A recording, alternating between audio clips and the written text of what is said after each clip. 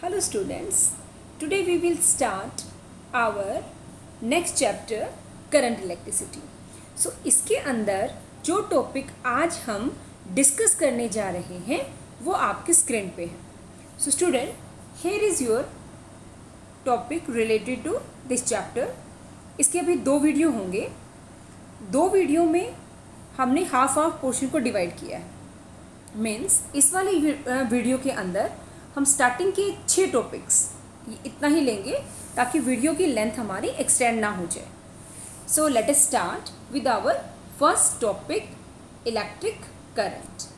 सो student, जैसा कि आपको स्क्रीन पे दिख रहा है, electrical current is defined as the charge flowing through any section of the conductor in 1 second.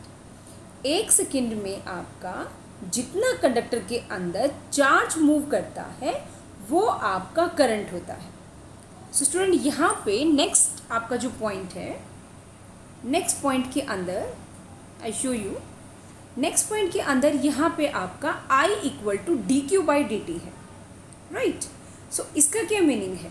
इसका मीनिंग है अगर आपके चार्ज में थोड़ा सा चेंज होता है with respect to time, means physics में स्मॉल चेंज के लिए हम कई बार सिंबल यूज़ करते हैं डी, डेल्टा और ये वाला डेल.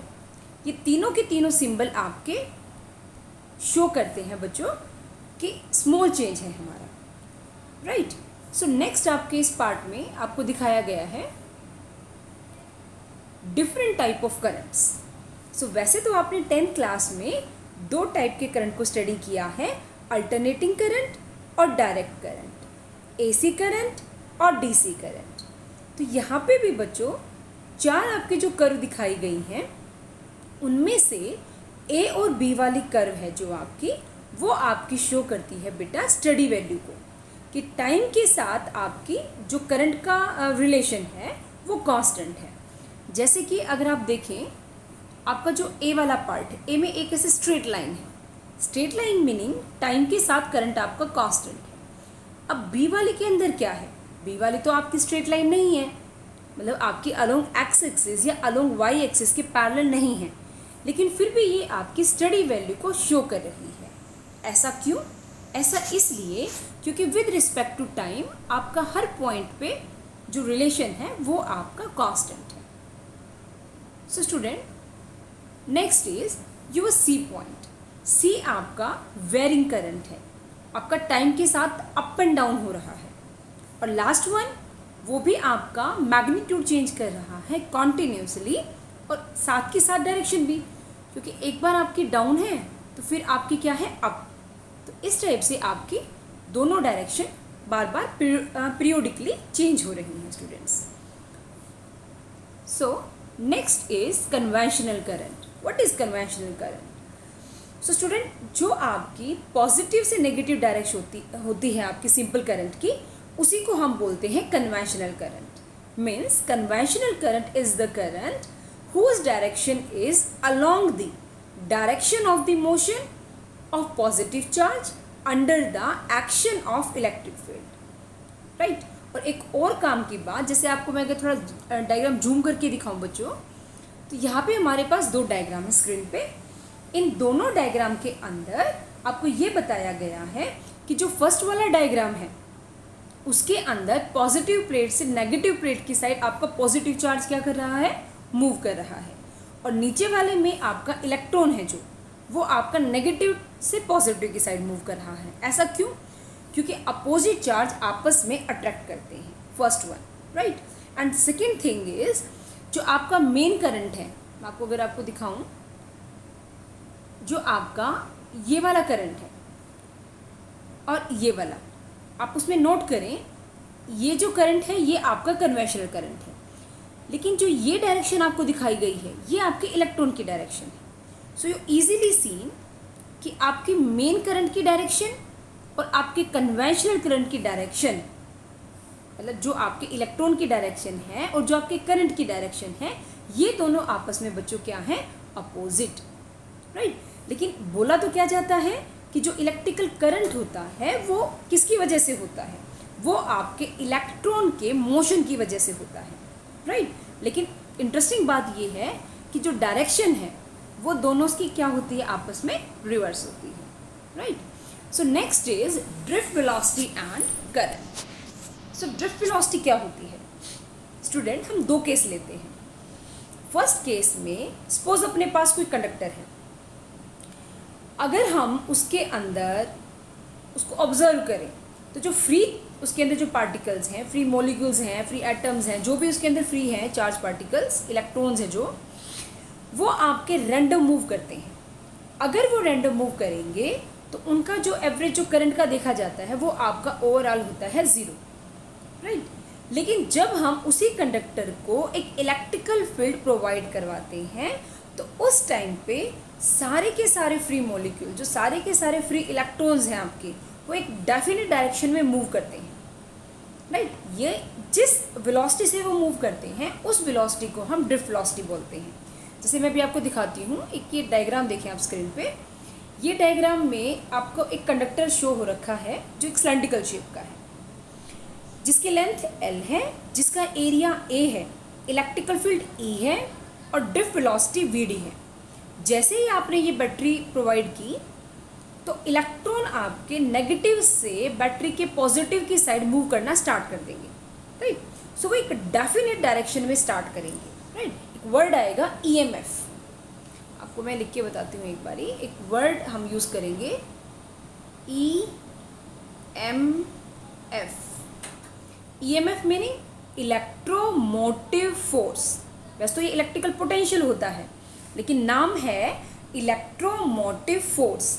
मतलब एक ऐसी फोर्स जो इलेक्ट्रॉन को मोटिवेट करती है कि वो कंडक्टर के एक एंड से दूसरे एंड की साइड एक डेफिनेट पाथ को फॉलो करते हुए, ओबे करते हुए वो आपके मूव करें।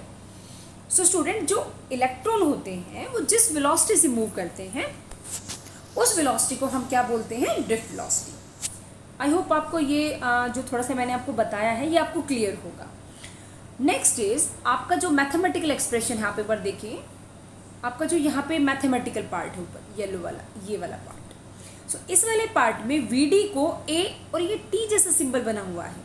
ये जो T है मेरे बच्चों, इसको बोलते हैं रिलैक्सेशन टाइम। अभी आया कैसे, मैं आपको थोड़ा सा बताती हूँ इसके बारे में।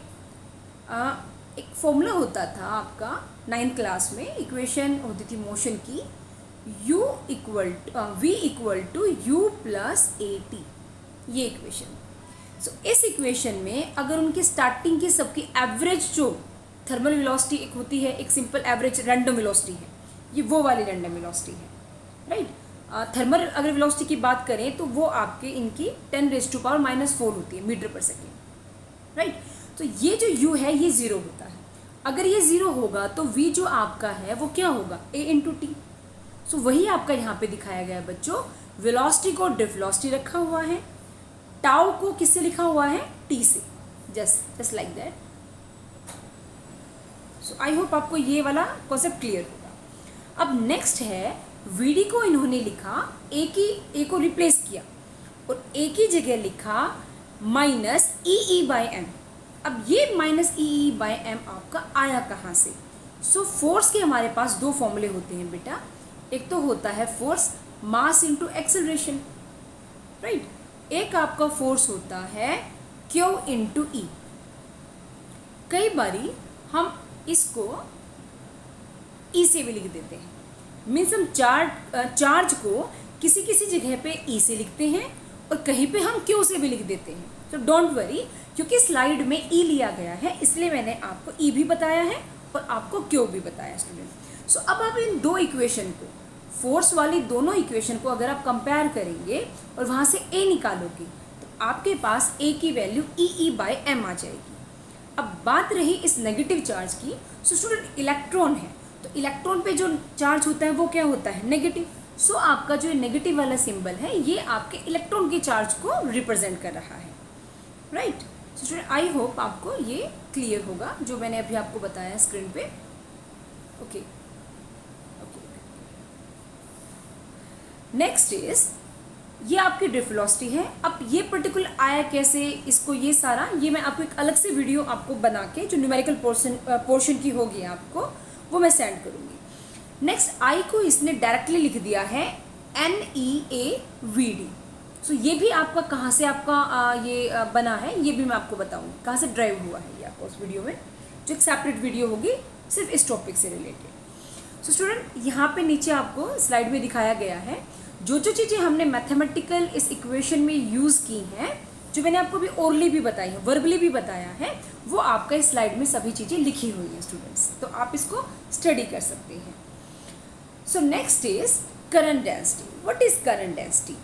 Current density is the ratio of current upon में एरिया, और we can say that current through a unit area of the conductor around that point provided the area is perpendicular to the direction of flow of current at that point, right?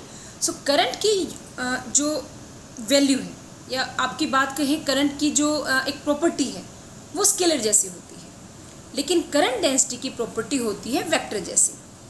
अभी class में एक student ने question भी किया था कि ma'am current के पास तो डायरेक्शन भी है और करंट का मैग्नीट्यूड भी है, then why current is a scalar? Current तो वेक्टर होना चाहिए। बिल्कुल ठीक था उस बच्चे का क्वेश्चन, क्योंकि हमने पढ़ा है वेक्टर वो होता है जिसके पास मैग्नीट्यूड भी हो और डायरेक्शन भी हो, और करंट के पास तो दोनों हैं। लेकिन स्टूडेंट आपने 11th क्लास में अगर आपको ध्यान हो 11th क्लास का टॉपिक, तो आपने वहाँ पे पढ़ा था एक होता है स्केलर अलजेब्रा, एक होता है वेक्टर अलजेब्रा। जो करंट होता है वो स्केलर अलजेब्रा को ओबे करता है, सो वो वेक्टर होते हुए भी स्केलर की प्रॉपर्टी को मानता है, तो उसको किस कैटेगरी में रखा गया है? स्केलर कैटेगरी में।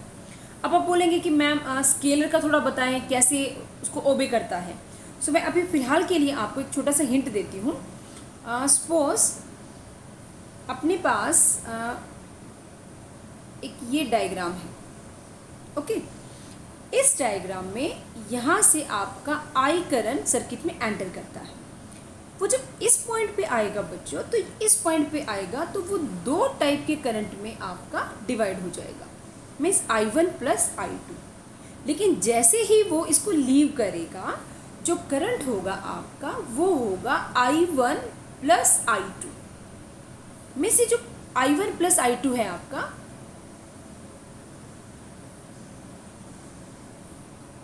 ये जो I1 प्लस I2 है ये आपका सिंपल स्केलर अलजेब्रा है।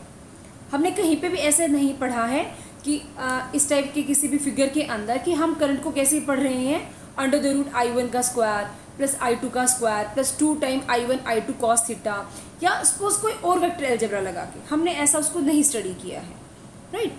So student, okay, next is, अब यहाँ पे थोड़ा जूम करके दिखाती हूँ मैं आपको, यहाँ से भी आप वेरीफाई कर सकते हैं। जे आपका वेक्टर है, करंट एरिया आपका वेक्टर है, लेकिन दो वेक्टर का डॉट प्रोडक्ट हमेशा क्या होता है? एक स्केलर क्वांटिटी है ना। तो हम यहाँ से भी करंट को एक स्केलर क्वांटिटी बता सकते हैं। आई थिंक आपको ये क्लियर होगा। सो student, next is what is Ohm's law. Ohm's law क्या होता है? सो ये बहुत ही इंटरेस्टिंग टॉपिक है, और ये हम 10th में कवर करके आ चुके हैं। बिल्कुल एज इट इज़ वही का वही है। V equal to I R, V is proportional to I, where V is electrical potential, I is current, R is resistance, all things are same. यहाँ पे जो 12th का क्वेश्चन बनता है वो आपका है बेटा, कुछ होते हैं ओमिक डिवाइस, कुछ होते हैं नॉन ओमिक डिवाइस। सो एक स्टूडेंट ने एक क्लास में भी, आज जब मैं मॉर्निंग में क्लास ले रही थी तो क्वेश्चन अराइज किया था कि मैम ओमिक और नॉन ओमिक का मैंने इनको कुछ बताया था क्लास में। सो उन्होंने पूछा कि ओमिक जो डिवाइस हैं आपके और नॉन ओमिक, उन दोनों डिवाइस में क्या V equal to I R ये रिलेशन वैलिड है? तो स्टूडेंट मैं ये बोलूँगी ओमिक में और नॉन ओमिक में ये जो रिलेशन है V equal to I R वाली, ये वैलिड है। तो फिर डिफरेंस क्या हुआ? ओमिक डिवाइस वो होते हैं जो ओम्स लॉ को माने, और नॉन ओमिक डिवाइस वो होते हैं जो ओम्स लॉ को ना माने और साथ के साथ कह रहे हैं कि V equal to I R दोनों में वैलिड है। तो अब तो ये तो कन्फ्यूज़न वाली बात हो गई है ना। तो आपके कन्फ्यूज़न को थोड़ा सा दूर करते हैं बच्चों। जो V equal to I R है ये एक इक्वेशन है, राइट। एक मैथमेटिकल आपका एक सिंपल क्या है बेटा, फॉर्मूला। लेकिन ओम्स लॉ क्या है? ओम्स लॉ है जब आप वोल्टेज अप्लाई करते हैं उसके कॉरेस्पॉन्डिंग आपका करंट भी इंक्रीज हो और जब आप दोनों का ग्राफ प्लॉट करें तो वो एक स्ट्रेट लाइन आए और कंडीशन इज आपका आर होना चाहिए कांस्टेंट। ओके, ये है ओम्स लॉ। लेकिन नॉन ओमिक में क्या होता है बेटा, नॉन ओमिक के अंदर V आपका आई आर के इक्वल आएगा, लेकिन वहाँ ज़रूरी नहीं है कि आपका R कांस्टेंट। एक पॉइंट जो डिफरेंस है दोनों के बीच में, ओमिक में और नॉन ओमिक में, अगर आप मुझसे डिफरेंस पूछें बच्चों तो मैं आपको ये बताती हूँ कि जो ओमिक डिवाइस है वो ओम लॉ को मानते हैं, वहाँ पे रेजिस्टेंस होता है कांस्टेंट। लेकिन नॉन ओमिक डिवाइस में रेजिस्टेंस कांस्टेंट नहीं होता। This is the first difference between ohmic and non ohmic. Second difference is in ohmic device graph between V versus I is always uh straight line. Like आपका जो यहाँ पे screen पे show रखा है ये वाला, ये जो है ये आपका जो ग्राफ है।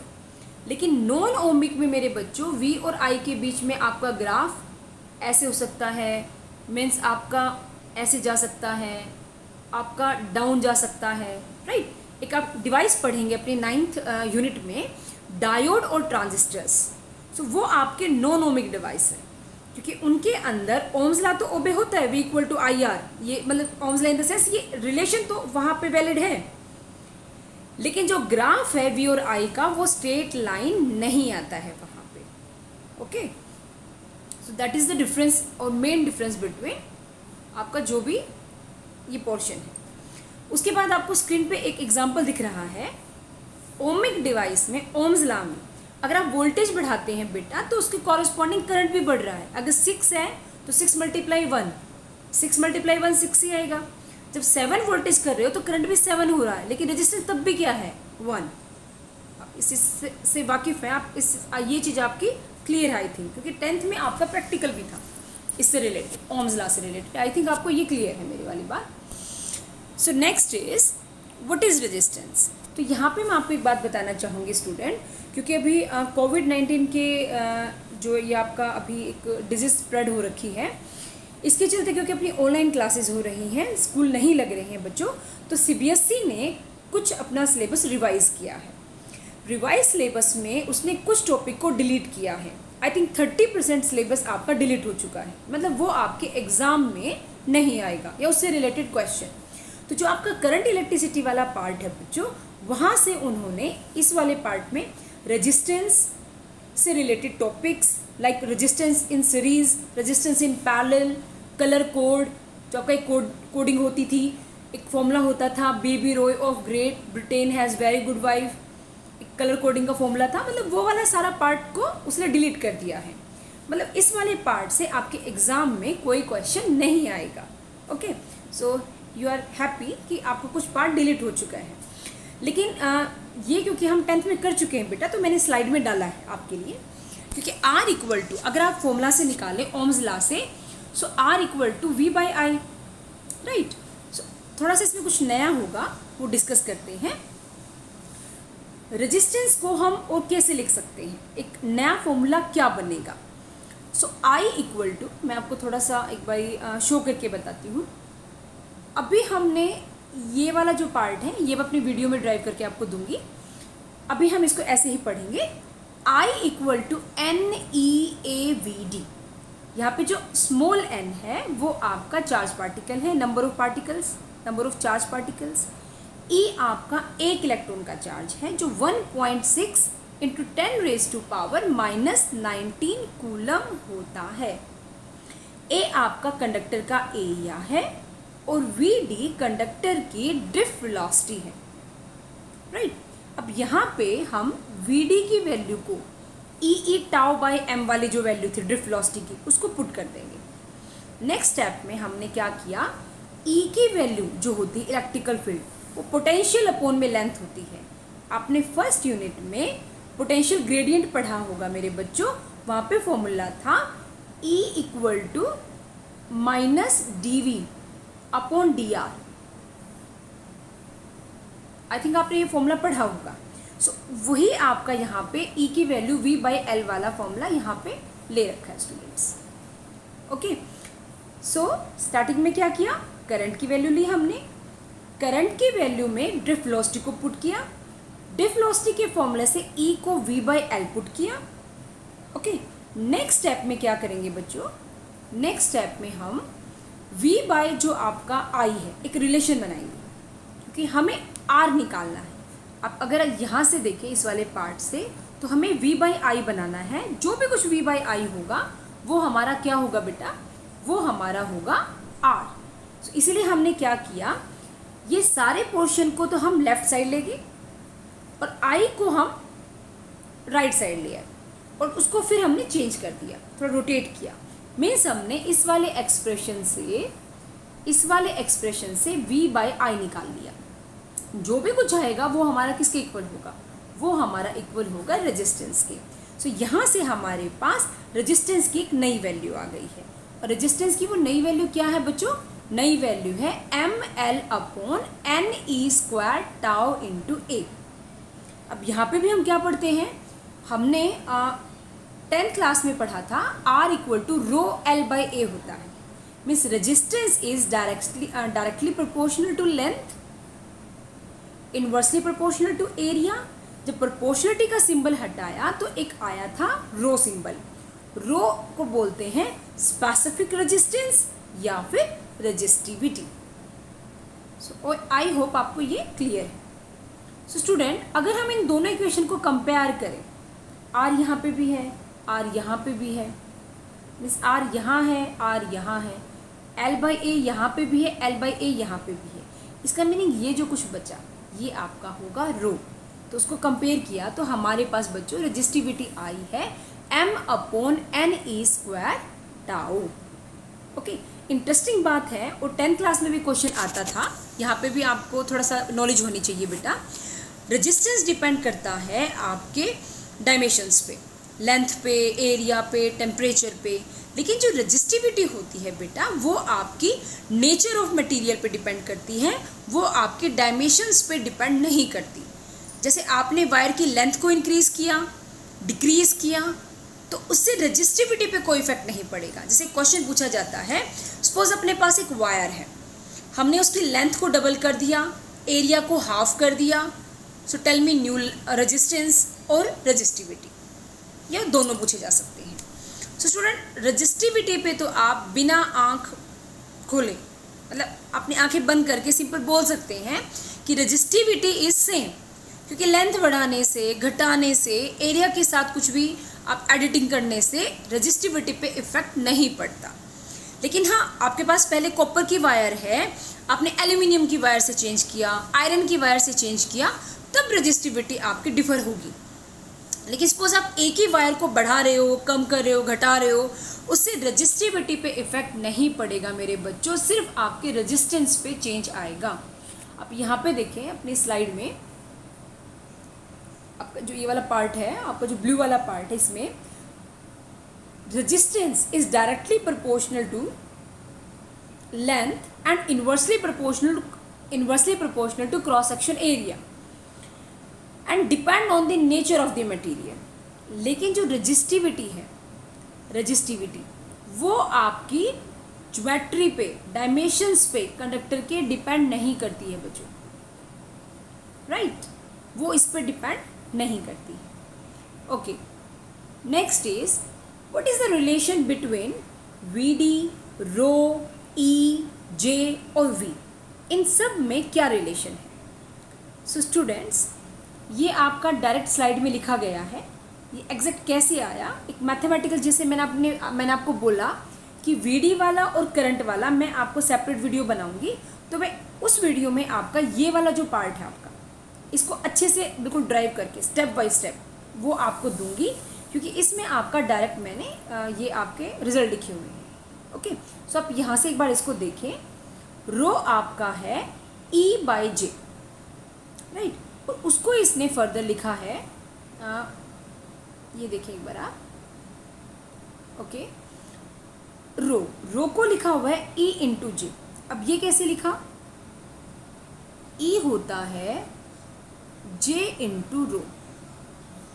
थोड़ा सा अगर ध्यान दें, ओम्स लॉ होता है V = IR होता है. अब इसे कंपेयर करो. इलेक्ट्रिकल फील्ड की पोजीशन ले ली पोटेंशियल ने. J करंट डेंसिटी की जगह पे आपका I है, रेजिस्टिविटी की जगह आपका क्या है? R, right. तो ये जो फॉर्मूला होता है ये आपका माइक्रोस्कोपिक फॉर्मूला है ओम्स लॉ का, एक डिफरेंट फॉर्म है. सो इसके अंदर स्टूडेंट जो J आपका होता है, अभी हमने पढ़ा था, वो करंट अपॉन में क्या होता है? एरिया होता है कि नहीं होता? तो आप एक बार स्लाइड में देखना, यहाँ देखें J आपका क्या है? I/A. यहाँ पे I की वैल्यू रखोगे तो A से A क्या हो जाएगा? कैंसिल. तो जो J आपका बचेगा वो NEVD बचेगा. अब J की वैल्यू को आप पुट करोगे यहाँ पे स्लाइड में, तो यहाँ पुट करने के बाद आपके पास आ जाएगा रो. नेक्स्ट VD होती है ड्रिफ्ट वेलोसिटी. ओके, सो वो आपकी वैल्यू यहाँ पे इसमें रखी गई है. इसकी वैल्यू को रखने के बाद E की वैल्यू को V/L वो यहाँ पे रखा गया है. तो आपके पास ड्रिफ्ट वेलोसिटी का क्या आ जाएगा? ये रिलेशन. सो आप ऐसे और भी रिलेशन आप अपने आप क्रिएट कर सकते हैं अगर आपको कोई फॉर्मूले आते हैं. जैसे लाइक आपको करंट का आता है, ड्रिफ्ट वेलोसिटी का, कंडक्टेंस का, कंडक्टिविटी का, करंट डेंसिटी का, ऐसे बहुत सारे आपके फॉर्मूला हैं. आप उनको आपस में पुट करके न्यूमेरिकल के अंदर जो रिक्वायरमेंट है उसके अकॉर्डिंग अपना फॉर्मूला बना सकते हैं स्टूडेंट्स. सो आई होप आपको ये वाला पार्ट भी क्लियर होगा. बेटर अंडरस्टैंडिंग के लिए मैं आपको एक अलग सेपरेट वीडियो बना के दूंगी. सो नीचे है आपका कंडक्टेंस और conductivity. So what is this conductance and conductivity? So student, very very simple. Reciprocal of resistance, resistance के रेसिप्रोकल को हम बोलते हैं कंडक्टेंस और यूनिट होती है मो. ऐसे ही रेजिस्टिविटी के रेसिप्रोकल को हम बोलते हैं कंडक्टिविटी और यूनिट होती है मो पर मीटर. Right students? सो इस वीडियो में हम अपना यहाँ तक करेंगे. नेक्स्ट जो अपना टेम्परेचर डिपेंडेंस वाली बात है, इस वीडियो में स्टूडेंट यहाँ तक. नेक्स्ट वीडियो में जो इसके बचे हुए टॉपिक हैं, रिमेनिंग टॉपिक्स हैं, उनको डिस्कस करेंगे. सो आई होप आपको ये जो कुछ पॉइंट्स मैंने बताए हैं इस वीडियो में ये क्लियर होंगे. फिर भी अगर किसी स्टूडेंट को डाउट है तो आप मेरे पर्सनल नंबर पे मैसेज करके आप पूछ सकते हैं student. Okay, thank you very much.